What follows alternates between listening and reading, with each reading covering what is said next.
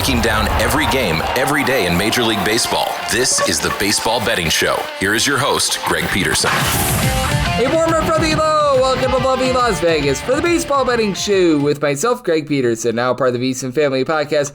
We've got an excellent podcast for you as we're going to be joined in segment number 2 by one of our good friends as Adam Rosenberg does such an excellent job taking a look at all things baseball on the prop front. I know that he is very hard at work being able to find some angles with markets that you probably would not have expected. We're going to be talking about how the double play market has been one that has been very profitable for him. We're going to be talking about how he's taking a look at team total basis as well. So it's going to be a great chat with him. He does such a great job of being able to look at things that maybe you weren't thinking about before. And then in the final segment, going to get you guys picks and analysis on every game on the betting board for this baseball Sunday as we touch them all. If you do have a question, comment, segment idea, whatever for this podcast, you do have one of two ways we offer those in. First one is my Twitter/X timeline at gunit_81. Keep in mind, letters CM, they mean does not matter, so per usual, please do send these into the timeline.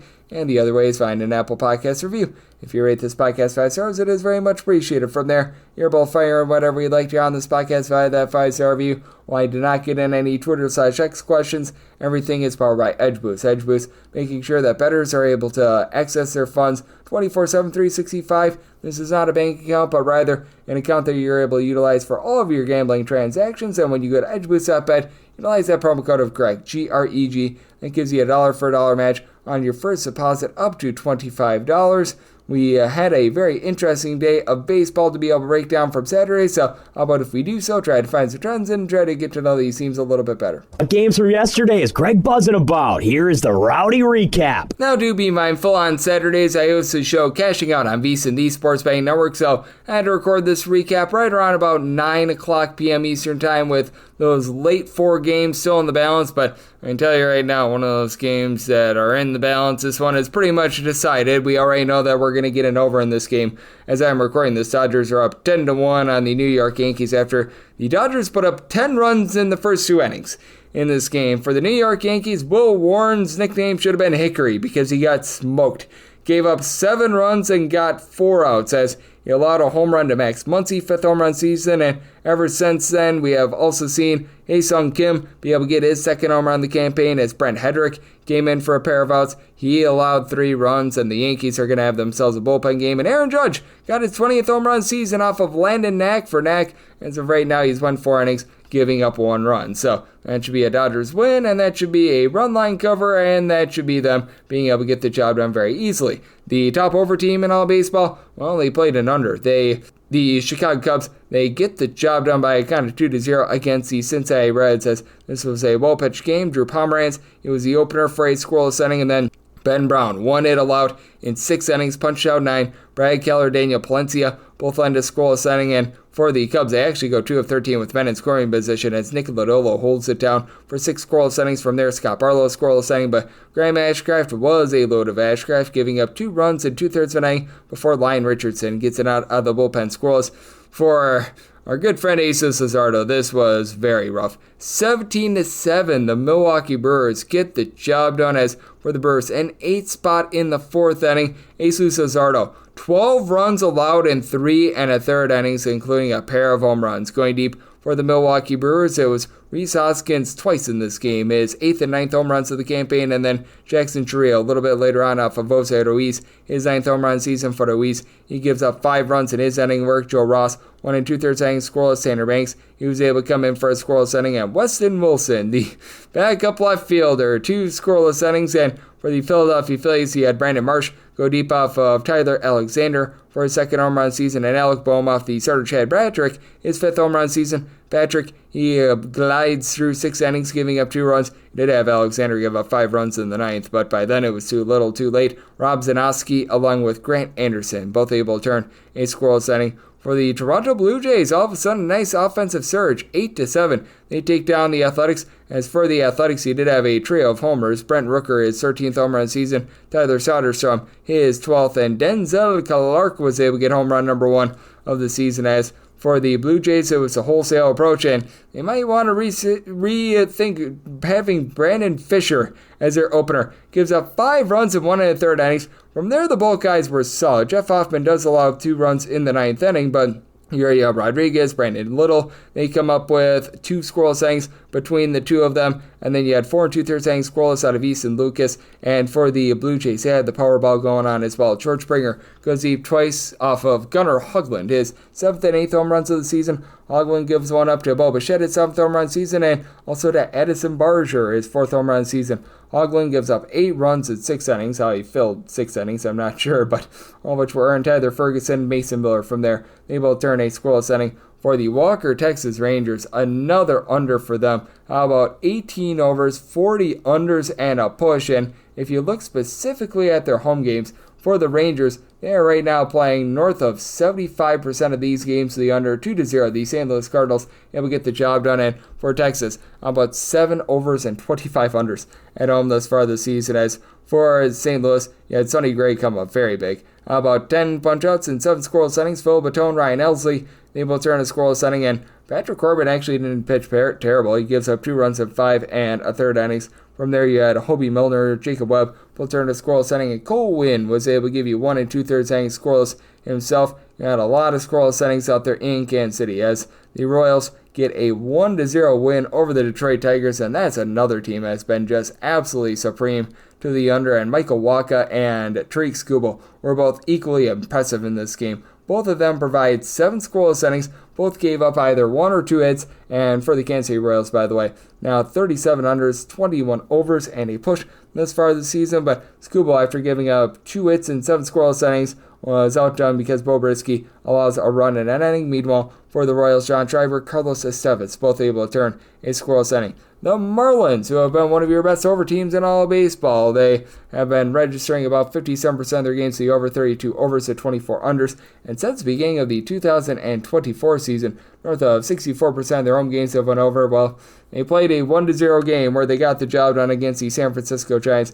Robbie Ray was more like Robbie Boo-hoo for the fact that he's a tough luck loser. 9 punch-outs, 7 innings, allows 1 run. He did his part. Randy Rodriguez, a scoreless inning, but for the Giants, they leave 11 men on base as Edward Cabrera was able to give you 5 2/3 innings scoreless. Ronnie Enriquez, 1 1/3 innings scoreless. Anthony Bender, Calvin Fauché, both able to end a scoreless inning. For the Rays, they have been able to erupt here 16-3. They take down the Houston Astros as Colton Gordon allows 4 runs over the course of 5 innings, including a pair of bombs. Going deep for the Tampa Bay Rays, Yandy Diaz, 8th home run of the season. Then Junior Caminero gets his 12th home run season. Caminero also goes deep off of Forrest Whitley, his 13th home run season. Jake Magnum, fresh off the injured list, off of Caleb Ort, his first home run season. And Josh Lowe off of Mr. Stephen Okert, his 3rd home run season. For Okert, not what he was hoping for as he gives up that home run in 2/3 of an inning, but Caleb Ort, 5 runs allowed in 1/3 of an inning. That was brutal. Sean Dubin, he gives up a run in an inning, and Forrest Woodley, 2 innings,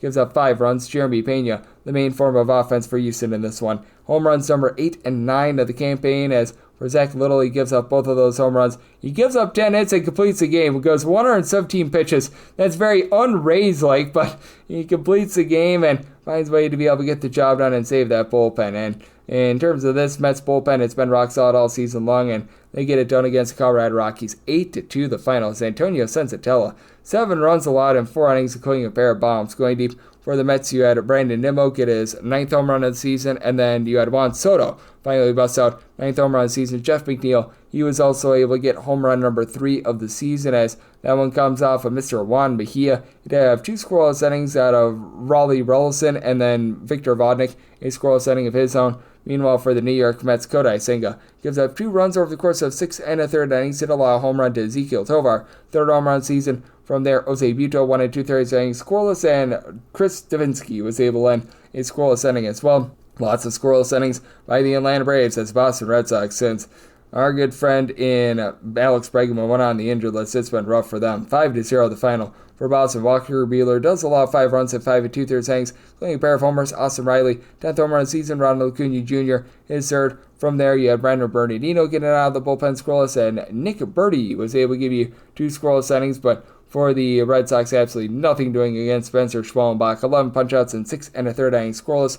From there, Desbel Hernandez, pair of outside the bullpen scoreless. Dylan Lee, Rafael Montero, they were both able to supply a scoreless inning. And then the Cleveland Guardians, they were able to supply a win over the LA Angels. This by a count of 7-5, as the Professor Kyle Hendricks gets schooled 4 runs allowed in 5 2/3 innings, including a pair of home runs, as you had Jose Ramirez get his 10th home run season, Stephen Kwan his 5th, and then Ryan Zephyrian gives one up to Carlos Santana, his 7th home run of the season. Zephyrian gives up 3 runs in 2/3 of an inning. He was like the lone guy in the bullpen that had a sub-5 ERA, so that's not great. Hector Neris, and out of the bullpen scoreless. Connor Brogdon, 1 1/3 inning scoreless, and you had for the Angels a trio of home runs themselves, as Slade Sassoni gives one up to Taylor Ward, 16th home run season, Joe Adell is 7th, Yohan Moncada is 6th, as for Sassoni gives up 5 runs in 4 1/3 innings. This was more of the vintage bullpen effort of the Cleveland Guardians. So, about Nick Enright, Logan Allen, Cade Smith, Emmanuel Clase alternating a scoreless inning, and Hunter Gaddis was able to throw in there a pair of outs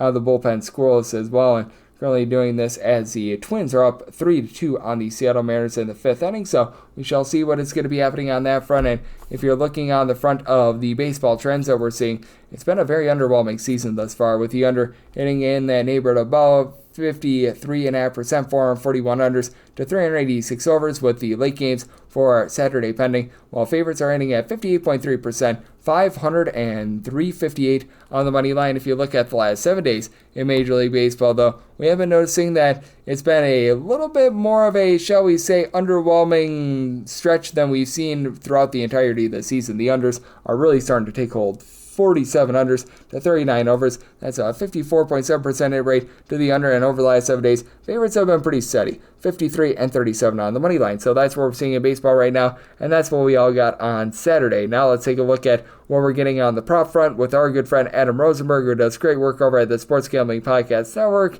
He is doing a great job with the Dad's Bet Baseball Podcast. It's over 20 joins me next right here on the Baseball Betting Show with myself, Greg Peterson, now a part of the Decent Family Podcast.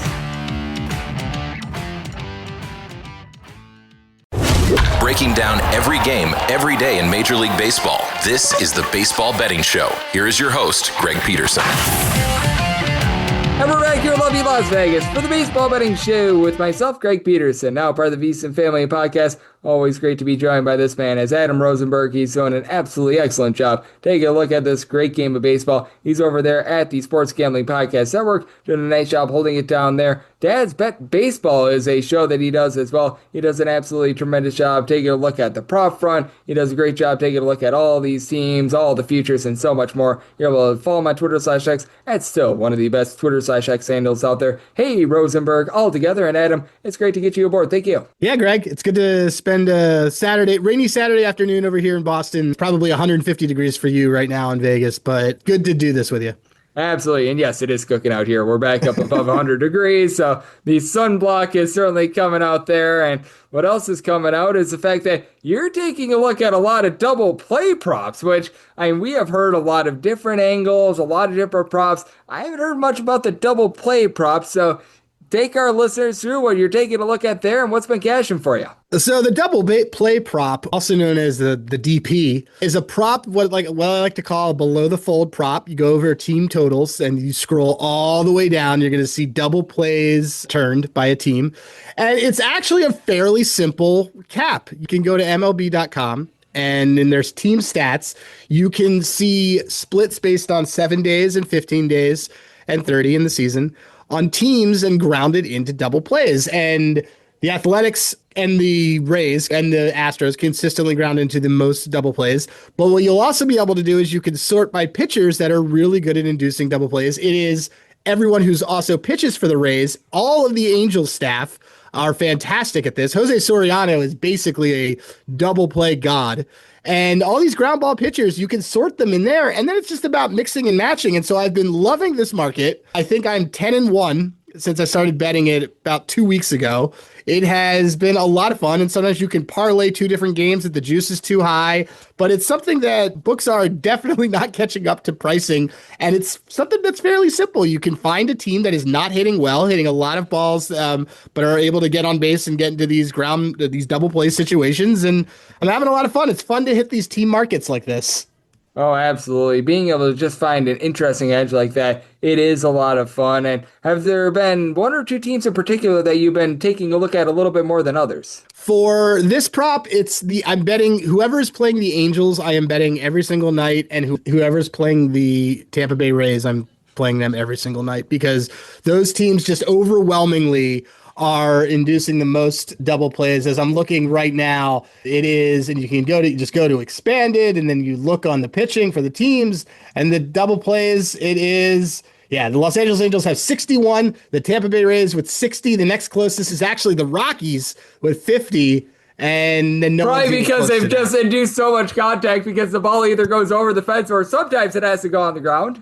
Incredible. But yeah, those are the two teams, the Angels and the Rays, who I don't think that you're going to really be seeing playing a lot of baseball past the end of September, but here's a really good way to bet them because their pitchers love to induce ground balls. Hey, we'll say this for the Tampa Bay Rays, 29-28 thus far this season, albeit a lot of those games have come at home, but hey, they are above 500. As joining me on the show, we've got Adam Rosenberg. He does such great work over at the Sports Gambling Podcast Network, joining me right here on the Baseball Betting Show, and I know that you've been mentioning this as well. And Kobe Marcio, one of our good friends of the podcast, has been as well, because I know that he's a total basis guy. And a lot of people are total basis guys with regards to just the individual player. But I know that you've taken more of the approach of taking a look at the team sort of total basis as well. Take me through this and why you've been preferring to go with total basis for the team rather than just like a first five over, a team total over. Well, first I want to stop and admire the greatness that is Kobe Marcio. He was on my show 2 days ago, and he is fantastic at looking at individual player total bases. And he and I have traded some secrets, and I've got him on the team total bases wagon. Team total bases is a lot of fun because what you can do with it is you don't have to necessarily pick a player. You can see how the entire team's performing. I basically will look at if a team over the last 30 or 60 plate appearances, what their ISO is against specific hitters or over the last 5 days, because I want the team to have good isolated power because it means they're getting multiple bases out of their hits. I don't care about average. I care about ISO. So I will look for teams, and I'm looking for half the lineup to be, as we all know from looking at Baseball Savant and other things, looking at it to be in red. And then I kind of fire based off of that. It's a good market to go after because ultimately, while total bases and home runs are fun, and today I just cashed on Jose Ramirez, you're only going to get 4 appearances, maybe 5 for a player. But if you do the total basis for the team over or under, you get the whole gamut of everything. It's a really good way if Ks or outs are too expensive. If you're trying to back Tariq Skubal, just take the Kansas City Royals under total bases for the day because he's probably not going to be giving up much contact or getting guys on base. It's a lot easier to pay $120 for under 13 and a half total bases than it is minus 180 for him to go over 17 and a half outs. Yeah, that's a really good way of being able to go about it. And how much of it is just being situational with that as well? Because you mentioned sometimes you might be taking a look at a guy's total outs or something like that. Sometimes you pivot to total bases. And I can imagine that sometimes when you take a look at one versus the other, they're just not really lined up. And there's just some inefficiencies when you look at one versus the other. Yeah, I mean, the thing with outs is that outs seem to be generally priced around, hey, is this pitcher good or bad? And they don't take into account the bullpen situations. They don't take into account the team is even off the next day, anything like that. Those are great. I usually do those when I can tell that a pitcher is going to be consistent the third time through the order, at least when I'm taking an outs. I don't want a guy whose ERA is jumping to 12 the third time through the order, as is the case with Slade Ciccone. I don't like taking his over outs because his ERA, they won't let him go 3 through. Zebby Matthews, another example of a guy who they will not let go third time through the order because of what happens. But I'll use that as a litmus test for, okay, is this guy going to perform? Do I like him? I'll use my site, Handigraphs, and I'll kind of sort what these guys have been doing hard contact rate. And then it's just a matter of mixing and matching with, is the team that they're going against performing or not performing? And again, this is just like that double play prop that I was telling you about.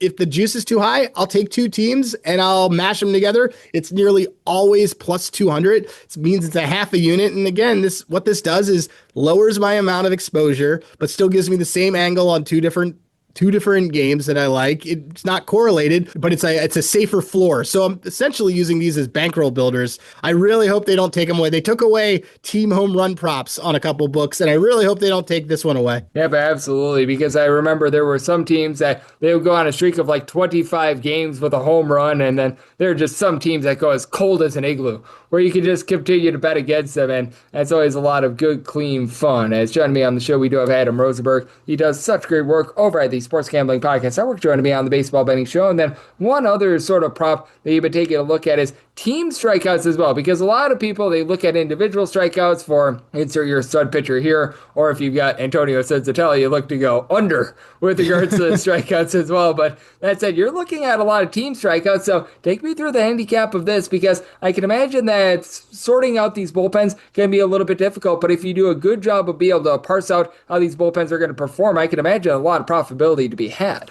Yeah, it's also just looking at a team form. If a team is just really not just constantly striking out, I think the Atlanta Braves for a while were one of them. The Padres actually last week were one of them, surprising high K team for a bit. You can take a look at that, and then you can usually assume that a bullpen is, even the worst bullpen, is going to get at least 1 or 2 Ks. So it's a good way to extend the cap that you would have on a pitcher that you might like for the day. Have that pitcher get 6 or 7 of those Ks. You know that you just need 8 from the team as a total. It's really good to take on home teams because you know they're going to get 9 at bats at least, and then you just kind of go from there. So I'm not looking at worried about bad bullpens in that situation. I'm more concerned about, is this a really good starter that I like and a team that's in bad form that's just a turnstile? The Seattle Mariners, always coming to mind on that one. They are returning to their 2024 form with their K rate right now. Yeah, but absolutely. And I think that that's so important to know, because we have seen a few teams that have been a little bit different with regards to what they've shown thus far this season. And now that we have reached that line marker of Memorial Day, how much of it is for real and just not for real? Because you mentioned the Seattle Mariners, the fact that they got off to that really nice start to the season, but now they're regressing a little bit more to last year's form. Yeah, I think that Seattle Mariners team is coming back down to earth, but the division's really interesting because I still think that despite it all, despite being unbelievably cold and losing at the time of us taping this right now, the Rangers are still a team with a really high ceiling in that division. That division also doesn't look like it's very good. We're probably not going to get 2 teams out of it, probably only going to get 1. I don't think it seems like nobody really wants that division. It's kind of like a couple years ago where no one wanted it at the end. I think that they're coming back down to earth. I think we're seeing some of the teams round into form that they should. The Phillies, exception of today, look really good. I know that they had struggled for a little bit. I think. And Jesus Luzardo's Cy Young candidacy is done. And that's a shame. We talked about this right before we went on air, but giving up the 12 runs moved his ERA out of range. His went from a 210 to a 358. Unreal. That's unfortunate because he was going to have he was going to have every other metric to do that. They're coming back down. They're actually settling into what they are. I think this Tigers team is what they are, and I think that they have a ton of depth and they're extremely good. They have the best record in baseball, and people just still seem to undervalue them. This Orioles team I never liked, and they're looking like a team that no one liked. And, this Diamondbacks team is starting to pick it up and pick up the pace and starting to get things moving. So there aren't a ton of surprises here. It's a lot of the teams that I thought were going to be moving in the right direction. I just still think that there's some value on some of the ones that have a pretty high ceiling. If you look at it, I still think that the Reds could make some moves and be the 6th seed in the NL. And again, I'm still, unfortunately or not, I'm still a believer in this Rangers team. It's also because I know that they're going to they're going to put things together. They're trying to send messages within their clubhouse. They're just reeling right now, but we're about to get into massive hitting season as of June 1st. Let's go Rangers. Hopefully they can pull it out in that AL West. That's the team that I'm looking at. And I do need to point this out as well, because you do such a great job on the props. How in the heck do we try to find reasonable ways to fade the Colorado Rockies, who they have won 9 games thus far this season? To put that into perspective, 66 games into the season, or 66 days into the season, they have as many wins as the Kansas City Chiefs did 66 days into the NFL season with a bye week in between. So that shows the stinkitude of the Rockies, but is there any reasonable way to be able to fade them without paying these just exorbitant money line and run line prices? I started playing around with first to 4 runs on the opponents. I'm sure that's your stuff too. Yeah, that's one that I've been doing. The first 2 market is great for them. The under team total first 5 for them has been a new one that I've been doing. The over hits for their pitchers, because they leave Kyle Freeland, they leave some of these guys out. Antonio just, he knows his job. He's making human pinata. Yeah, I've been doing that a lot. And again, this is also just the way to fade them is opponent team total bases, just like we talked about earlier. That's a really good way to consistently be able to fade them while staying within a good price range. It is absolutely wild. As the Colorado Rockies, a minus 177 run differential entering into Saturday, by the way, and there's a chance that by the end of the year, they might have a worse run differential than the New York Mets have total runs allowed. That is how wild this is right now, because they have a run differential that's 11 runs off of the total amount of runs that the Mets have surrendered. But with the result on Saturday, they get even closer there. So good, clean family fun there. And Adam, it's always fun to be able to get you aboard. You do such a great job looking at this wonderful game of baseball. So I'd love to get people at home know what's all on tap for you and how people can follow along on social media and other platforms. You can find me on the MLB Gambling Podcast 3 days a week at 10 a.m. Eastern Time, Monday, Wednesday, Friday. You can find me on my podcast, Dad's Bet Baseball, which is 2 times a week, but it's at Dad's Bet Baseball. You can go find it. And I'm at Hey Rosenberg. Find me on Twitter. You can find me on Instagram. You can find me on everything. I'm that way. My DMs are open. I'm always down to talk baseball. It's my favorite sport. We are a third of the way through the season. It's so sad. Let's have a good summer. Yes, sir. Let's have a good summer. It's pretty much all the other sports are dying out, which means we get ourselves a lot of great baseball, and it's what holds us down until we get to the foosball season. And Adam does a great job holding it down with so many props and so much insight. So a big thanks to Adam for joining me on the Baseball Betting Show, now part of the VC Family Podcast. Coming next, it is that time podcast. I give you picks and analysis on every game on the betting board for this baseball Sunday as we touch them all.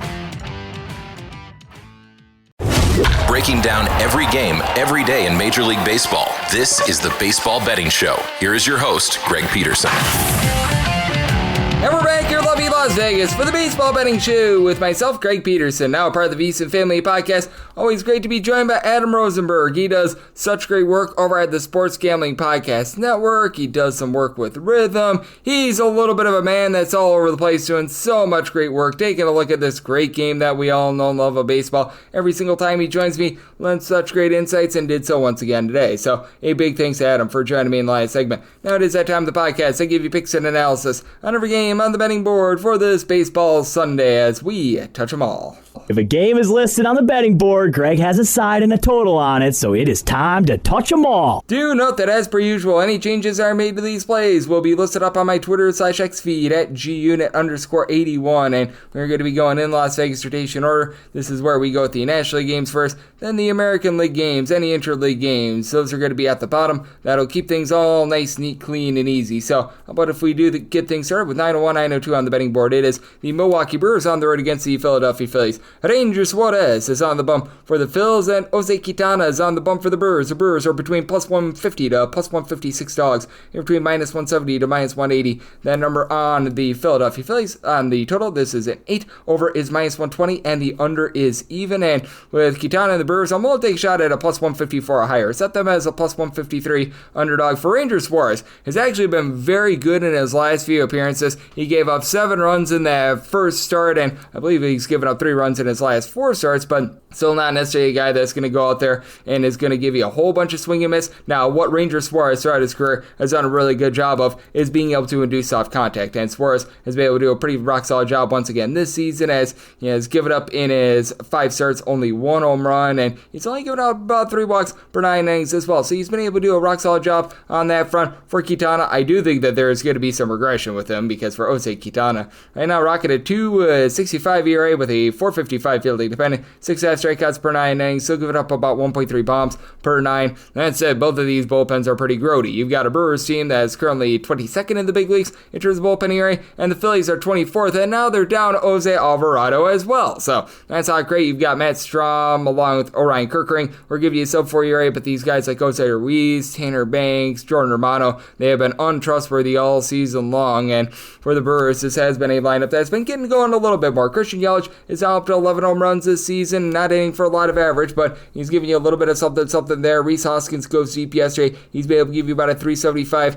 on base. This is a Brewers team that is in the top 10 in terms of runs per game away from home, with Bryce Terang giving you about a 340 on base. Al Frelick sitting darn near 300 as well. Could use a little bit more of the likes of Caleb Durbin along Joey Ortiz in the infield, but all in all, it's a lineup that is coming together. Jackson Trio need a little bit more on base out of him. And for the Philadelphia Phillies, aside from Kyle Schwarber, his 19 home runs and nearly 4 on base, not a lot of guys that are going deep. You're dealing with Bryce Harper, who's took the ball off the elbow a few days ago. He's been out of the fold, so I had to downgrade them. Now, Mondo Sosa, Trey Turner down for watering a 300. That's rock solid. A lot of these guys are still moving line. Like, you've been able to have Alec Bowman at 265. Nick Castellanos is hitting at 285, but just not a lot of power out of these guys. And for the Brewers, it does feel like they're starting to find their way a little bit in terms of this bullpen. Yopai himself and Spigaro were rock solid last year, and they were anything but that thus far this season when they've been at the big league level. As I know those guys have been DFA'd and optioned, but you've had Ebner Uribe give you a sub-225 ERA. Jarrett Koenig seems to be rounding into form a little bit more. Trevor McGill has been rock solid as well, so being able to get this big of a plus number on the Brewers,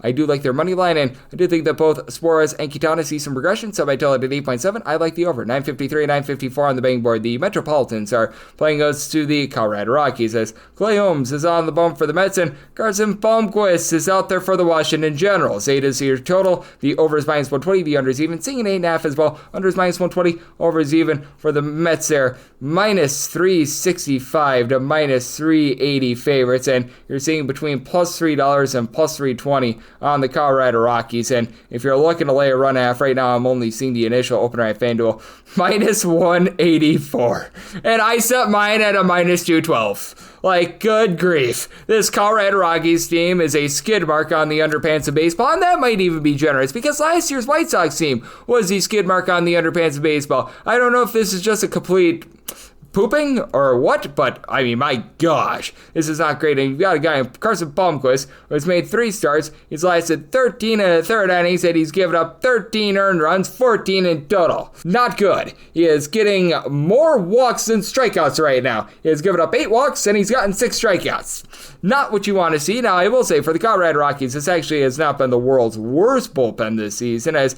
you've got a pair of guys who have been able to give you a sub-3 ERA in Jake Bird, along with Zach Ognos. Jimmy Herget has been halfway okay as well, and they're getting Victor Vodnik off the injured list, but I mean, it's also a lineup that's averaging about 2.3 runs per game away from home. You got a team that is sitting below the mid-line of 200 when they do travel away from home, as you've had Jordan Beck, Hunter Goodman give you 5 home runs apiece away from home, and Goodman away from home is sitting at 290, so that's actually very encouraging. But all these guys I list off are currently hitting $175 or lower on the road. Brenton Doyle, Ezekiel Tovar, Sean Borchard, Ryan McMahon, Adele Amador. Like, my goodness, Michael Dugli is hitting $124. Yeah, you're not getting any sort of bang for your buck right there, and you're certainly not getting that for Juan Soto right now, but you know what? He's at the very least moving line, unlike some of these guys for the Colorado Rockies. Additionally, with regards to this New York Mets team, you've had Pete Alonso along Francisco Lindor both be able to provide you with a double-figure amount of homers for the Mets. It's been a little bit hit or miss with Mark Vientos, Brandon Nimmo in terms of on-base percentage, but you've been able to get quite a bit of production out of someone in Brett Baty who's been able to come up. He's been able to give you a little bit of something, and for the Mets, this has been a top 8 team with regards to bullpen ERA. Oscar Brazoban has been able to give you a sub-2 ERA. Edwin Diaz is starting to look like the Edwin Diaz of old. Jose Buto has pooped the bed a little bit, but Reed Garrett has been rock solid. So do think that for the Mets, they're going to be able to go out there, dominate this game. You've got someone in Clay Holmes who has seen a little bit of regression since the beginning part of the season, but I mean, considering he was a little bit of a cast-off in the Yankees bullpen last season, he has had a really nice come-up. About a 2.98 ERA, feeling independent, more around about a 3.59, 8.5 strikeouts to 3.5 walks per 9 innings, but does a great job keeping the ball in the yard. 3 runs or fewer allowed in 4 out of his last 5 starts. Think that this is Mets domination, so I tell it at 8.1. I like the 8 over, and I do like the Mets on the run line, 955, 956 on the betting board. It is the Giants on the road against the Miami Marlins, as Hayden Birdsong goes for the Giants, and you got Ryan Weathers on the bump for Miami. 8 is the total, over and under both of minus 110, minus 124 to minus 127 is that number on San Francisco, and between plus 107 to plus 114 is that number on Miami. I'm going to be willing to lay with the Giants. I actually set them as a minus 154 favorite, and a big reason why is that even though Hayden Birdsong began the season in the bullpen, he by trade is a little bit more of a starter. He was making starts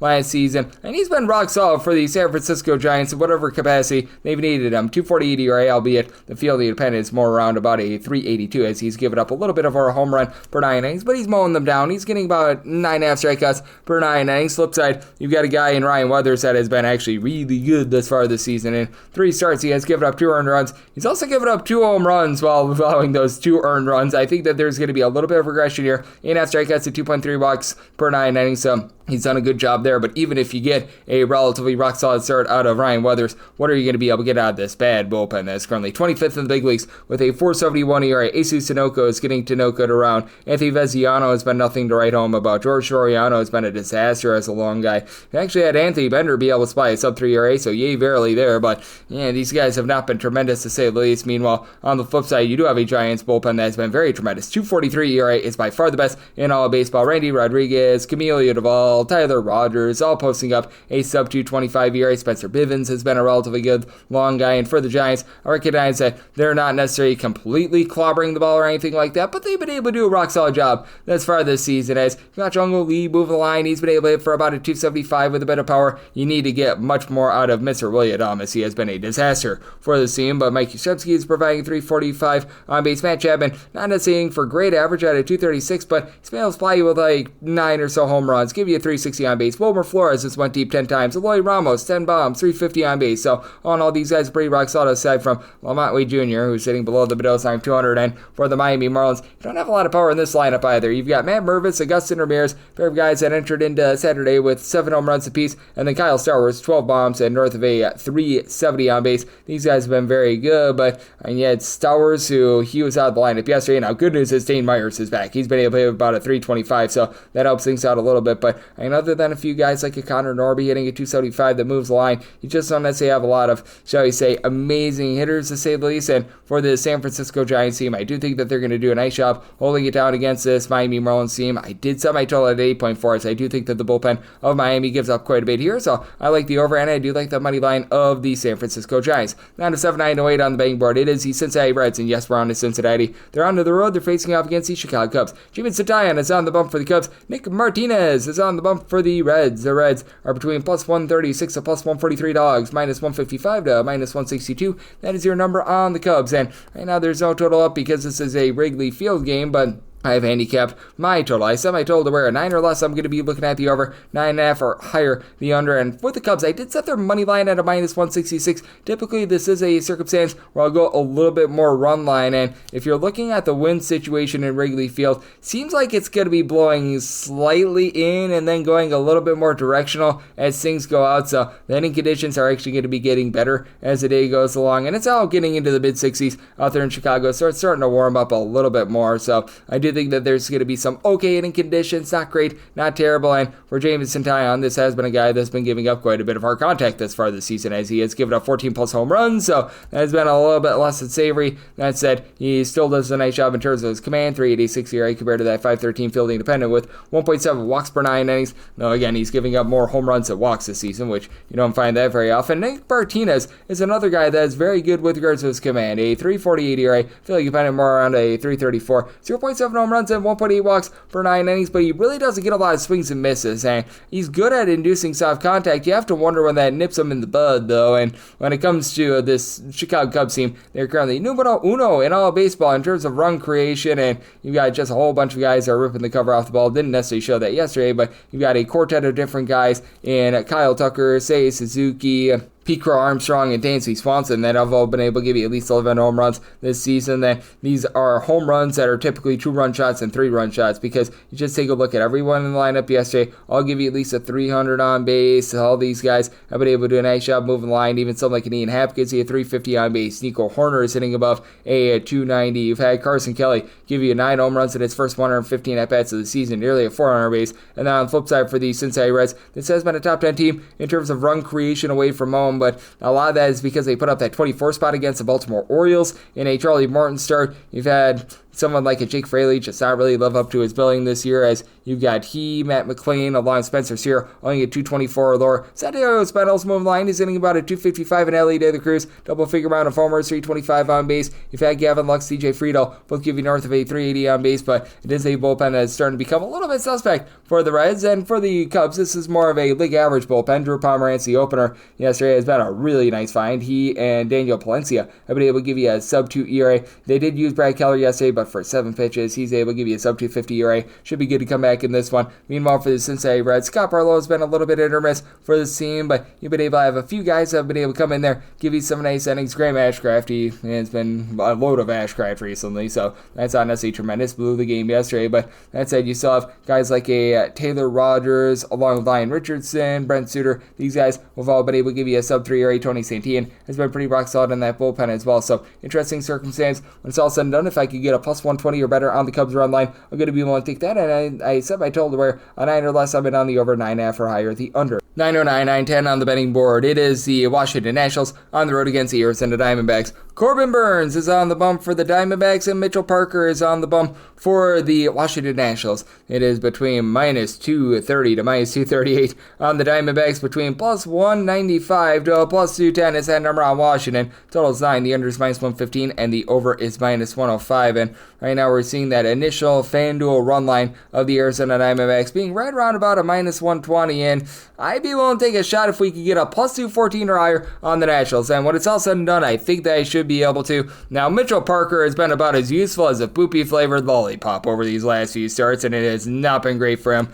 to say the least. A guy that was giving up way too much contact in general, but man, as a regression monster came and ate him whole, as he has given up at least 4 runs in 4 of his last 5 starts, with the lone outlier being giving up 3 runs. He's right now rocking a 4.65 ERA, 4.28 fielding dependent. He's given up less than a home run per 9 innings, but 6 strikeouts at 3.9 walks per 9 innings. You just expect a little bit more there, but Corbin Burns, it feels like, has been dancing between the daisies all season long, as he's got a 2.72 ERA, but a 4.10 fielding dependent. 8.5 strikeouts, 3.8 walks per 9 innings. He's actually giving up more hard contact right now than Mitchell Parker, giving up a little bit over a home run per 9 innings. Now, he has looked a little bit better with his swing and miss up, a combined 24 punch-outs over his last 3 starts, but he is also backed up by a bullpen that is not great, to say the least. Now, if you want not great bullpens, Washington Nationals are currently dead last in the National League in terms of their bullpen ERA as well, so very much less than savory, but that's up for the Nationals. They're starting to figure it out a little bit more as they let go of someone like a Lucas Sims, who was so terrible for them. Kyle Finnegan, Andrew Chafin, Cole Henry, these guys are able to give you a sub-3 ERA. They've moved Brad Lord from being a starter back into the bullpen. That's been able to help them out a little bit as well. And for this Washington Nationals lineup, how about James Wood providing good wood?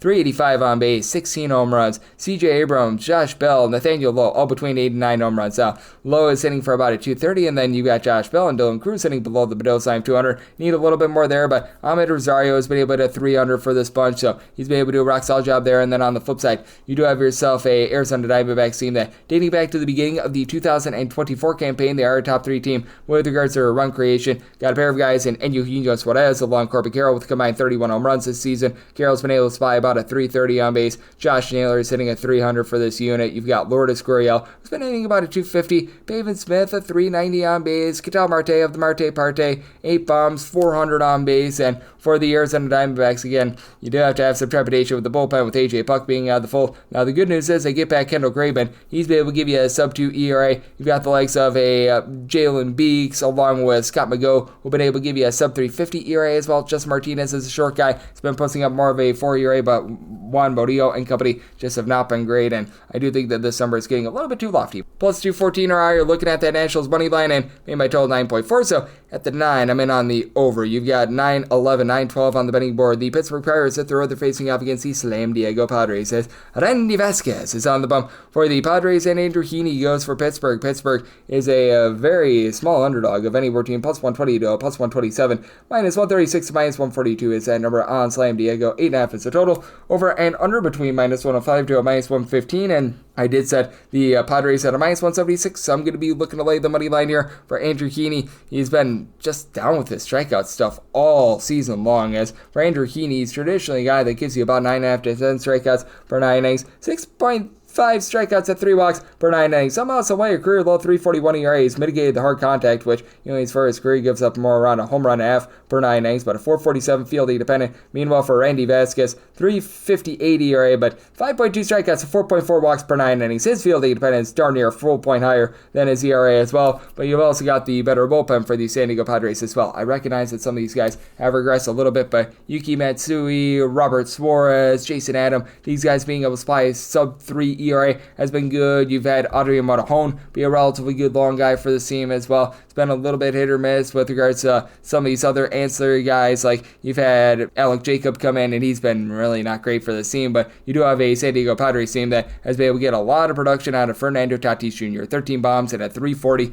on base. Gavin Sheets has won deep 11 times, and he's hitting a 270 as well. Now, outside of those two guys, you don't necessarily have a ton of power, but you do have plenty of guys that are moving the line. Jackson Merrill, Manny Machado, both hitting for at least a 370 on base. Both of these guys hitting north of a 300. Jake Cronenworth is off the injured list. He's been able to give you about a 380 on base. Just need more out of Xander Bogaerts. 3 home runs hitting at 245. He's not living up to that billing, but overall this has been a pretty rock solid lineup. And you take a look at the flip side, and this is a Pittsburgh Pirates team that is averaging about 3 runs per game away from home. That is the second worst mark in all of baseball. And you had Oneil Cruz be able to give you some production, 12 home runs. And to the credit of the Pirates, last 2 weeks has been a little bit better on offense, but outside of Oneil Cruz, you've got one guy that is north of 3 home runs this season. Brian Reynolds, who has 7, and you have had a lot of guys towards the bottom of the lineup that just not giving you much, I think is the best way of putting it. The likes of Jared Trollo, Emmanuel Valdez, Tommy Pham. These guys have been hitting a 209 or lower. Gabriel Hayes is hitting for a 223 with absolutely no power whatsoever. And for the Pittsburgh Pirates, this has been a below average bullpen with now having to throw Colin Holderman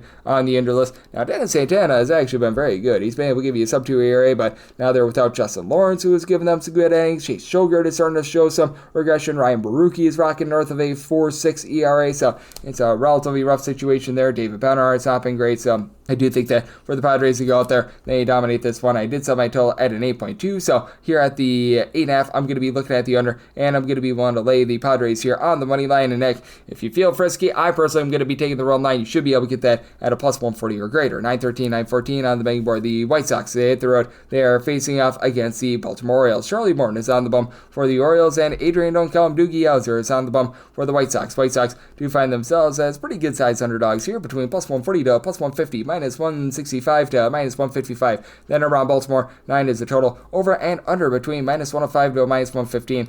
I'm going to be willing to back the Orioles here. I did set them at a minus 168 on the money line. If you're looking to lay a run and a half with Baltimore, you're going to be able to get a plus number there. Right now, I'm seeing about a plus 110, which I think that when it's all said and done, we should be able to get closer to a plus 120. FanDuel typically does not give you favorable run line prices, so I will say that. But if we can get a plus 118 or higher, I will be looking at that run line for Adrian Hauser. It's actually been 2 really, really good starts for him. He has went out there and he's went 6 scoreless in each out of his first 2. I don't think that this is going to be long lasting. He's had 8 punch-outs in 12 innings. He's given up 4 walks in these 12 innings. Fielding depends more on a 275. I think that he's an improved pitcher, but keep in mind, in the appearances that he made with the Mets last season, a 5.84 ERA, I don't think that all of a sudden he's become the Mona Lisa Vito of pitching, and he wasn't even good at AAA Round Rock. Meanwhile, you take a look at Charlie Morton, and well, he has not been good thus far this season. Charlie Morton has been really, really bad, giving you a 7.09 ERA. He has went from being a starter to being in the bullpen, and I will say he has given up 2 runs or fewer in each out of his last 4 appearances, albeit 3 of those appearances were 4 1/3 innings or lower. He has posted up a 5.78 ERA with 5 walks and 2 home runs allowed per 9 innings. But here's the good news. He goes up against a Chicago White Sox team that's allergic to hitting when they're away from home. It's a Chicago White Sox team that in games played away from home, they're right now registering 3 runs per game. That is the low watermark out there in the American League. And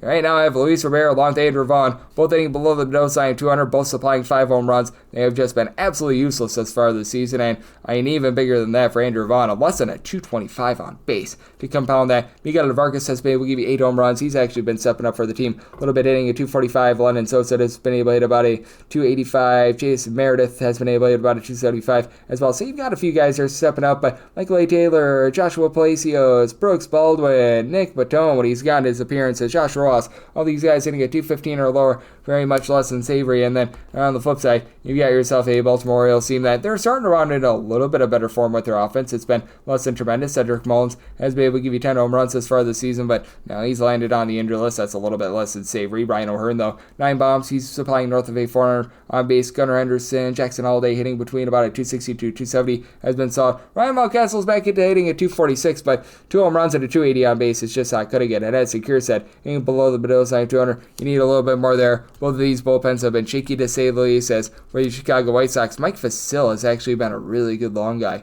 He's been able to give you a sub-3 ERA, so liking what I'm seeing there, but then you get into some of these other guys, and it's very much less than tremendous. Jared Schuster, Brandon Eisert, Cam Bouger, now you've got Bryce Wilson back in the bullpen. All these guys rocking north of a 4.85 ERA. Meanwhile, Felix Bautista has seen a little bit of regression. He's out posting an ERA that's hovering more around a 4. And Yennier Cano, don't you know, he has not been great, but Keegan Aiken, that's a long guy, has been able to give you a sub-3.5 ERA. I would think that they're probably going to see some longer relief with it being a Charlie Morton start. Brian Baker has been able to give you a sub-3 ERA, so these guys have been able to do a nice job holding it down. I do think that you get plenty of runs here. I set my total at 9.2, so you're at the 9. I do like the over, and for the Baltimore Orioles, plus 118 or higher, looking at their run line, 915, 916 on the betting board. The Athletics hit their other facing off against the Toronto Blue Jays. Kevin Gausman is on the bum for the Jays, and JP Sears is on the bum for the Athletics, plus 160 to plus 167. That number on the A's, meanwhile, between minus 180 to minus 192. That number on Toronto, 8.5 is the total, under is minus 120, and the over is even. I did set this total at an 8.4, so at the 8.5, I do like the under, and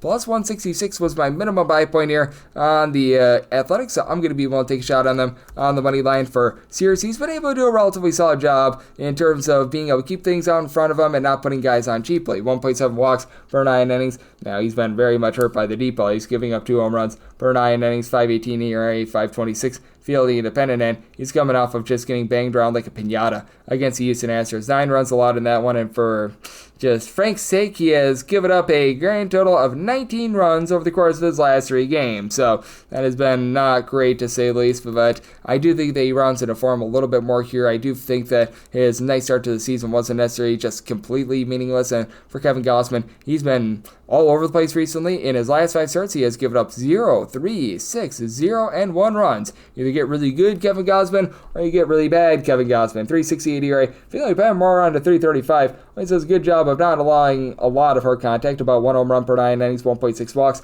per 9, but down to about 8.5 strikeouts per 9 innings. That's been a little bit less than tremendous, and for the Athletics, you do have a pair of guys in Tyler Soderstrom along with Brent Rooker, who've been able to give you 11 plus home runs this season. Jacob Wilson has just been absolutely amazing in terms of getting on base. He's right now supplying a 347 on base. You've had Lawrence Butler start to move the line a little bit more. He's hitting a 260, and Shea Legulares. Shea is banged for 9 home runs and is hitting about a 240, so that's been pretty rock solid as well. Miguel Andujar is starting near 300, and for the Blue Jays, we have all of a sudden seen an offensive explosion from this team that we have been waiting for a long time. Entering into the series, they were 25th in the league in terms of runs and home runs on a per game basis, but now you've got Dalton Varsho, who's been able to give you 8 home runs. He's right now tied for the team lead, but he's been able to give you a little bit of something. And though the power is on nursery been there, George Springer, he's now up to 8 home runs thanks to what we saw yesterday. These guys are finding way on base. Vlad Guerrero Jr. has been able to give you about a 387 on base, 376 on base in terms of the aforementioned Mr. Springer. Nathan Lukes has been able to give you about a 360 on base. Bo Bichette is hitting at 280, so these guys have been able to do a nice job there for the Toronto Blue Jays. It's been a bullpen that's been a little bit mix and match. They've been about league average with regards to ERA, as they've been having Jeff Hoffman just really not come through for them, but we've had a few guys that have been able to give you a little bit more, as you've had Brandon Little be able to give you a sub-2 ERA. Yuriel Rodriguez, I used yesterday as a long guy, but he's been pretty rock solid. Mason Hardy is down to about a 3 or so ERA. Chad Green now rocking a little bit north of a 4 ERA, but where the Athletics, this is a bottom 4 team in the big leagues with regards to their bullpen ERA. Just don't have a lot of guys that are able to give you outs right now. Justin Cerner has been able to do a good job of that. He's right now supplying you with about a 3 ERA. Logan Harris has been Hogan's Heroes with about a 3.75 ERA, and really nobody else has given you a sub-3.9 ERAs. You've had Mason Miller really regress. He's been giving you north of a 5 ERA. Noah Murdoch right now, an ERA that's hovering right around about 13, and that's a little bit less than savory. I do think that in the end, though, the Athletics get a relatively good start out of JP Sears, and I do think that with Kevin Gausman, we're going to see him be a little bit inconsistent in this one. I did set my total at an 8.4. I just don't think that with the Blue Jays, their offensive explosion over the last 2 days is long-lasting. I like the under and the Athletics on the money line, 917, 918 on the betting board. The Angels are on the road. They're facing off against the Cleveland Guardians. Gavin Williams goes for Cleveland, and Jack Conowitz is on the bum for the Halos. Halos who find themselves between plus 142 to plus 150 underdogs,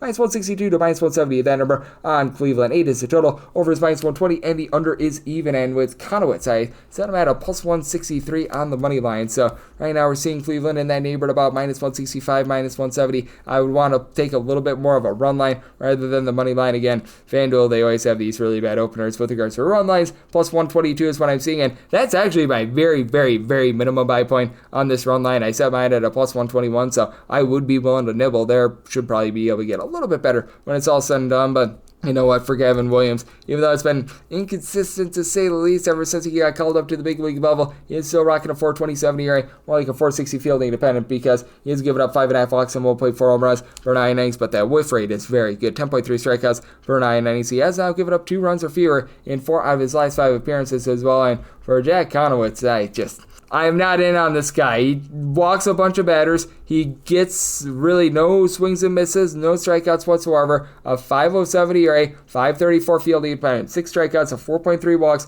per 9 innings. This guy just really isn't that great. 4+ runs allowed in 3 out of his last 5 starts. And he goes up against a Cleveland team that's been a bottom 5 team in the league in terms of runs per game at home. So that's been a little bit less than tremendous, mainly because it's just a very top-heavy lineup. Like, Stephen Kwan is hitting above a 300 for this team. You've had Jose Ramirez giving 9 bombs. He's hitting at 320. Kyle Manzardo, he's not hitting for average. He's been able to supply you 10 home runs. And Carlos Santana, along with Daniel Schneemann, these 2 guys have been able to give you a little bit more in terms of moving line, especially Santana with a 360 on base, but you do have a lot of guys towards the bottom lineup that are hitting a 210 or lower, as you've got that out of Bo Naylor, Nolan Jones, Sean Kenzie Noel, Lane Thomas. So, there's been a lot of strife there. Austin Hedges, the backup catcher, is absolutely terrible, and they sent Brian Rocchio down to the minor league level, so not great there. And for the Cleveland Guardians last year, they were number 1 in the big leagues in terms of bullpen ERA. They're a pretty suspect bullpen this season. Hunter Gaddis has been able to give you a sub-2 ERA, and Kate Smith is down to a sub-3 ERA as well, but Emmanuel Clase, even though it's been a little bit better recently, he's been shaky to say the least. Matthew Fessa has actually been okay in that bullpen. He's been giving you about a 4 ERA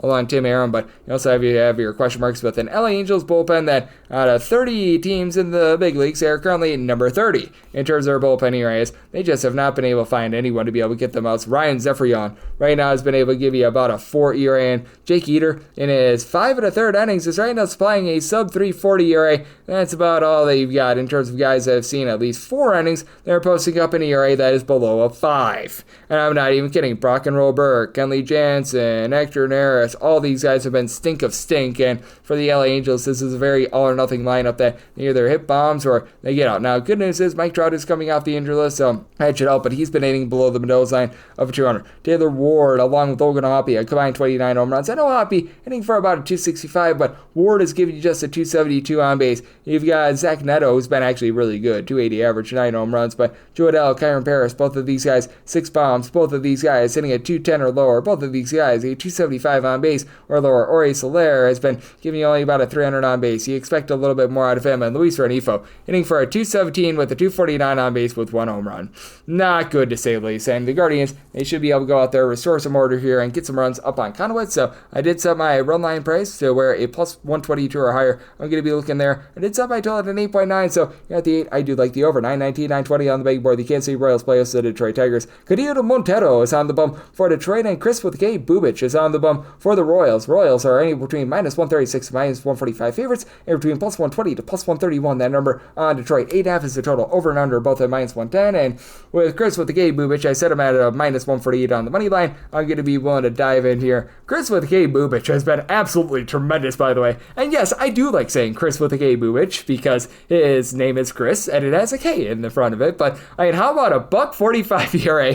He has allowed 2 runs in his last 5 starts. He's right now rocking a 257 fielding independent, 9 strikeouts per 9 innings. He's keeping the ball in the yard. He's given up 3 home runs over his 11 starts this far this season. This guy has been absolutely amazing. He looked like a flopperoonie in his first few years at the big league level, and I don't know what happened. I don't know if they're giving this guy the sticky stuff or what, but whatever it is working. And then for Cadillo Montero, he's a below average pitcher. He's right now rocking a 4.54 ERA. His strikeout numbers are not great. 6.1 strikeouts to 3.8 walks per 9 innings. Fielding dependent is more around about a 5, so you need a bit more there. When it comes down to it, he's been very hit or miss. He's actually been, if I have some nice road starts, the 8 innings I pitched in Colorado with 1 run was actually pretty solid, but here's the big thing. He's backed up by a really good bullpen, so if Cadillo Montero starts to have a little bit of strife, a little bit of issue, they can go to a bullpen that's currently in the top 7 in the big leagues leagues in terms of ERA, and just look to so many of these guys to be able to mix and match. And many of these guys are able to go multiple innings. Brent Herter is certainly one of those guys.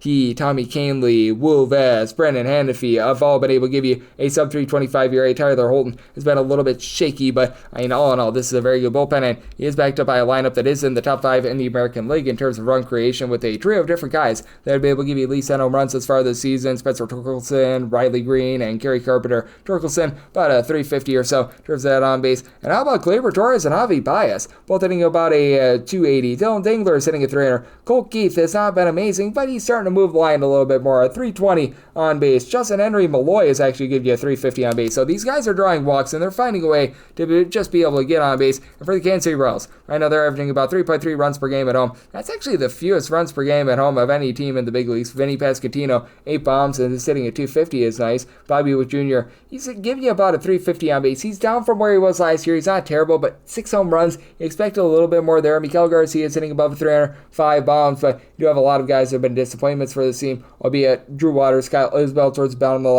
lineup, hitting at least a 275. That's been pretty rock solid, but whenever you've given at-bats to the struggling veterans and Hunter Renfroe along Cavan Biggio, that's been great. Those two guys and Michael Massey hitting a 210 or lower, but for the Royals, you also do have a bullpen that ranks 8th in the big leagues in terms of ERA. You've had a lot of guys that have been able to step up, mainly the guys at the back half with Carlos Aceves, Lucas Hursic, both being able to supply you with a sub-2 ERA. Steven Cruz has been able to give you a sub-2 ERA as well, and then Jonathan Bowlen, he has been able to come in, he's been able to give you some good innings as well. John Schreiber, he's starting to look a little bit shaky, but all in all, I do think that for the Royals, they do find a way to be able to get to one total and get the job done here. What I think is going to be a lower scoring game. I said by total 7.8. I like the under, and I do like the money line here of Kansas City. 921, 922 on the betting board. The Tampa Bay Rays at third, the facing off against the Houston Astros. Hunter Brown is on the bump for the Astros, and Todd Junko, Milton Bradley is on the bump for the Rays. 7.5 is the total. Overs between minus 110 to minus 115, minus 105 to minus 110 is that number on the under, and you currently got the Houston Astros at between minus $2 and minus 218. Between plus 175 to a plus 180 is that number on the Tampa Bay Rays. And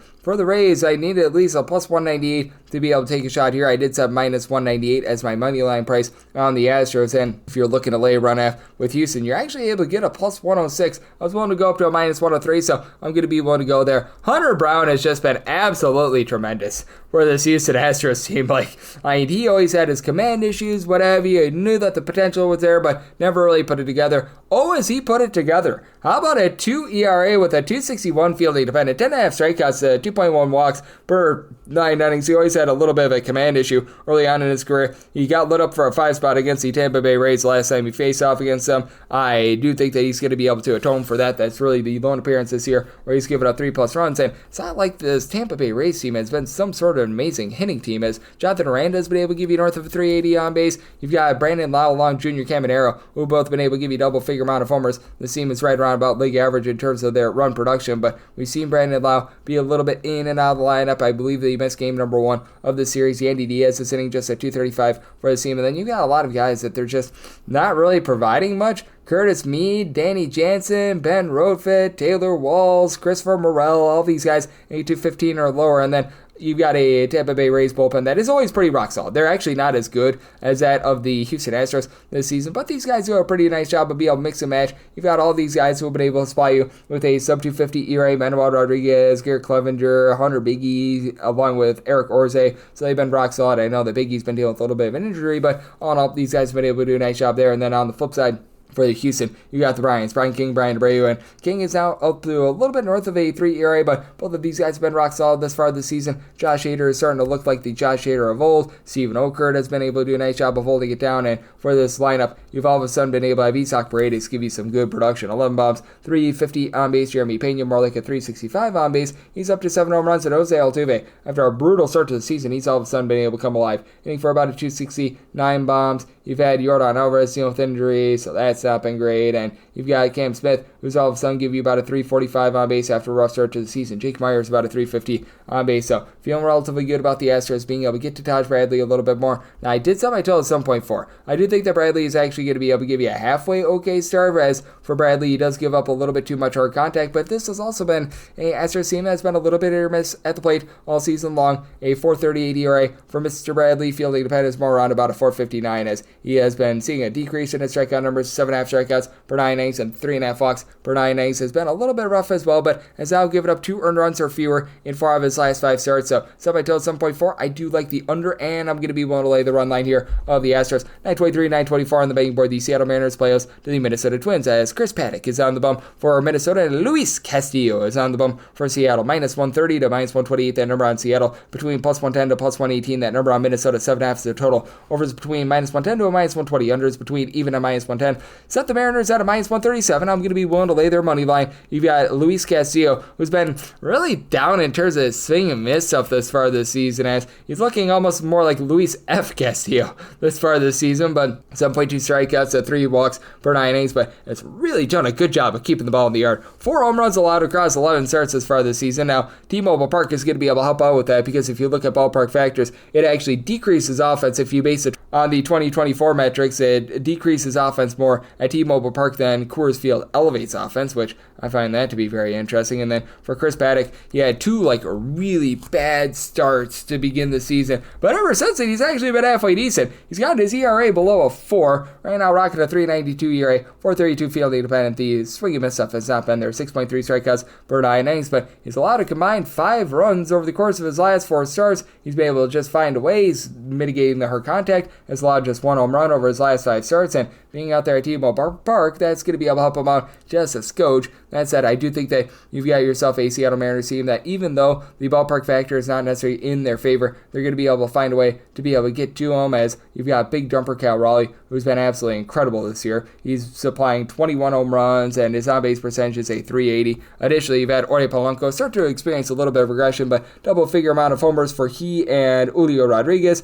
Had a slow start. He's starting to pick it up. You've had Randy Arozarena hit for just a 225, but closer to 350 on base. J.P. Crawford is giving you north of 350 on base as well, and Leody Taveras is a guy that they're rolling the dice on. I think that he should be able to have some improvement. And for Minnesota, they've got Byron Buxton back in the fold after he was dealing with the concussion. He's been able to give you 10 bombs, and they need him because other than Trevor Larnach, who's been able to give you 8 home runs, nobody else on the line appears to have north of 5 home runs. Carlos Correa is starting into 250 again, but he's not really doing a great job in terms of his on-base percentage. Matt Wallner is finally back, which that's very good. He's been able to give you a 350 on base, was out for darn near a month. And then Cody Clemens has been able to give you 5 bombs and 70 at-bats, so that's been helping out. Harrison Bader moves the line, but you've also got 2 teams that have been very good with regards to their bullpens. The Seattle Mariners are a top 10 team with regards to that bullpen ERA. Matt Brash has not given up a run since coming off the injury list. Andres Munoz has been one of the better closers in all of baseball. Now, Colin Snyder is rocking north of a 5 ERA, but Gabe Spire, along Carlos Vargas, these guys have been able to give you a sub-3 ERA. And then on the flip side, for the Minnesota Twins, other than Griffin Jacks, who has been getting jacked up thus far this season, it has been a really good bullpen, as Danny Kalum,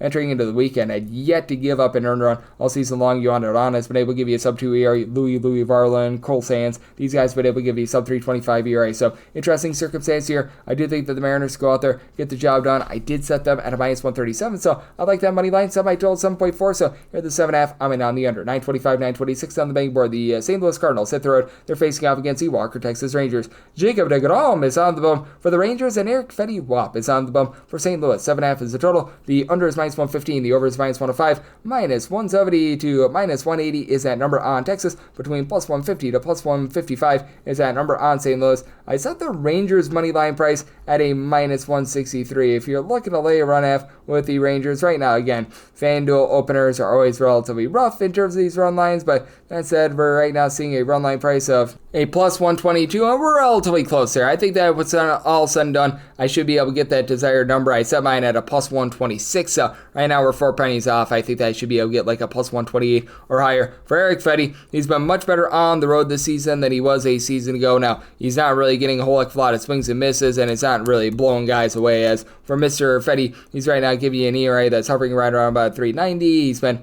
supplying the team with 5.5 strikeouts to 3.8 walks per 9 innings, but he's keeping the ball in the yard, giving up less than a home run per 9 innings. Now, he's coming off of a few rough starts in which he gave up 4+ runs in each out of his last 2, so That's not necessarily what you wanted. For Jacob deGrom, after he had a rough first 2 or so starts of the season, this guy's been dialed the heck in. A 2.42 ERA. Fielding pads more around a 3.68. He's given up a little bit more contact than what you've come to be accustomed to with Jacob deGrom. 1.3 home runs per 9 innings, but still 2 earned runs or fewer allowed in each out of his last 6 starts, and he's gone up against some good teams like the Tigers and the Yankees on the road, so you do like to see that. And for the Texas Rangers, how about a team that's just allergic to offense right now? Like, my gosh, can someone hit the ball for the team? Wyatt Langford has been able to give you 11 home runs. He's rocking about a 320 on base. And then Josh Young, Corey Seager, welcome back Corey Seager, by the way. Both of these guys have been able to hit a 275 or greater. Josh Smith has given you about a 335 on base, but not a lot of power as the guys that you were thinking would be able to step up. Marcus Semien, Jake Berger, along with Jock Peterson, they're all hitting at 215 or lower. Kyle Higashioka's not giving you a whole lot of fly.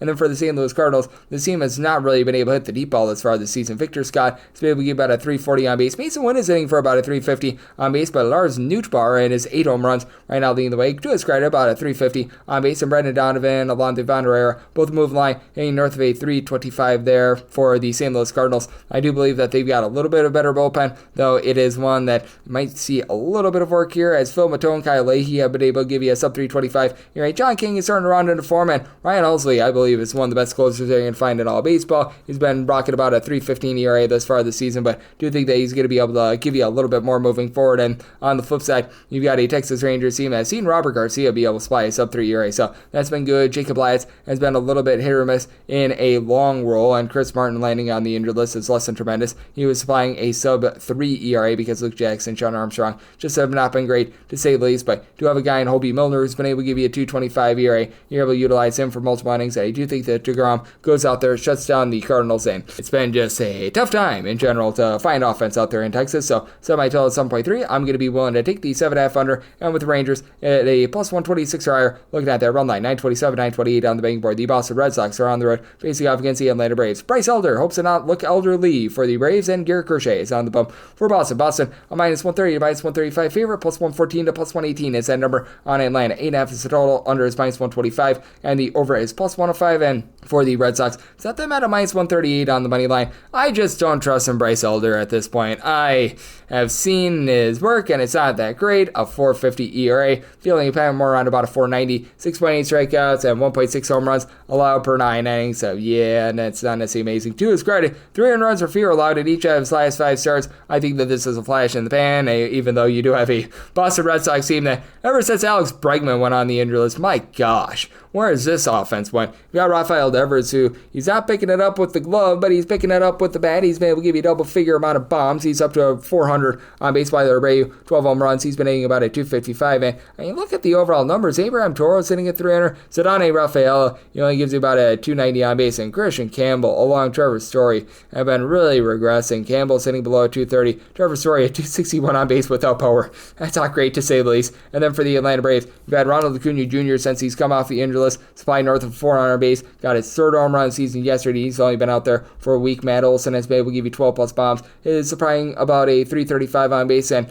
Austin Riley, after he went a little bit cold with regards to the power outage, he's back up to 10 bombs. He's hitting for about a 275. You could use a little bit more out of Michael Harris along with Ozzy Albies, both of these guys in between about a 235 to a 240 without necessarily a ton of power, but that's it for Garrett Crochet. I think that he goes out there and is able to give you a really nice start for Crochet. The strikeout numbers aren't quite where they were a season ago, but it's hard to duplicate north of 12.5 strikeouts per 9 innings. He's up to about 10.7 punch-outs per 9, allowing just 0.7 home runs per 9 innings, 204 ERA, 271 fielding independent, and then he's backed up by a bullpen that's been solid, not necessarily amazing, as you've got a few guys who have been hit or miss in that bullpen. Aroldis Chapman, your closer, you just never know when you're going to see him poop the bed, but still he's been able to give you sub 3 ERA. Justin Slayton, Garrett Woodlock north of a 3.5 ERA, but Greg Weissert has been rock solid. Liam Hendricks has really not worked out for this bullpen, and he's on the injured list. Great story that he's back out there, but it just has not been himself this far this season. And for the Atlanta Braves, you got a pair of guys in Dylan Lee, along Despa Hernandez, who've been able to give you a sub 3 ERA. Rossi Iglesias has actually been a massive disaster for the team, so that's been not necessarily so savory, but that's it. Still have a few guys that have been able to step up, do a nice job in this bullpen, as I've been liking what I've been seeing out of Aaron Bummer, along with Daniel De Los Santos. They've both been able to give you a sub 3.5 ERA. Pierce Johnson regressing a little bit, but still at about a 3.48 in terms of that ERA. So, circumstance where I did set the Red Sox at a minus 138. I'm going to be able to take a shot on them on the money line, and I did set my total at an 8.3, especially with the way that this Red Sox lineup is struggling. So at the 8.5, I like the under, and we wrap things up with 929, 930 on the betting board. The LA Dodgers play also the New York Yankees. Ryan Yarbrough is on the bump for the Yankees, and Yoshinobu Yamamoto is on the bump for the Dodgers. Dodgers are between minus 165 to a minus 175. You've got between plus 145 to plus 150. That number on the Yankees end. So on this game, you're going to be finding it at an 8.5. The over is minus 120, and the under is even. If you're looking at that initial run line price on the LA Dodgers, right now you're getting at a plus 114. I would need closer about a plus 125, and I am looking at the Yankees right now. If I could get a plus 154 higher, which I should be able to when it's all said and done. Once we get those timelines out, I think that I should be able to get that, as Ryan Yarbrough has actually been pretty solid this far this season for the New York Yankees. I can't believe it, because Ryan Yarbrough has been passed around like a basket of breadsticks. He's someone that is not necessarily going to completely blow you away with the swing and miss stuff. At the very least, he wasn't. But he's all of a sudden up to 8.9 strikeouts per 9 innings. He was never up above like 8 for anything other than like one flash in the pan year. So that's been really nice. 3.06 ERA now, 4.33 fielding dependent, because he's giving up 1.5 home runs per 9 innings. But 2 runs or fewer allowed in each of his last 5 appearances. So, yeah, that's something you can work with. And Yoshinobu Yamamoto has been absolutely dominant since coming over from Japan. About a $1.97 ERA this season. He has given up a National League low 5.3 hits per 9 innings, 2.5 strikeouts, 0.7 home runs per 9, at 274 fielding dependent to go with that microscopic ERA. Other than one bad start on the road against the Arizona Diamondbacks, he's been great. And for the LA Dodgers, they've gotten his best at home. At home, he is giving up a sub 250 ERA since he came into the big league. So, you do like that. Now for the LA Dodgers, it's a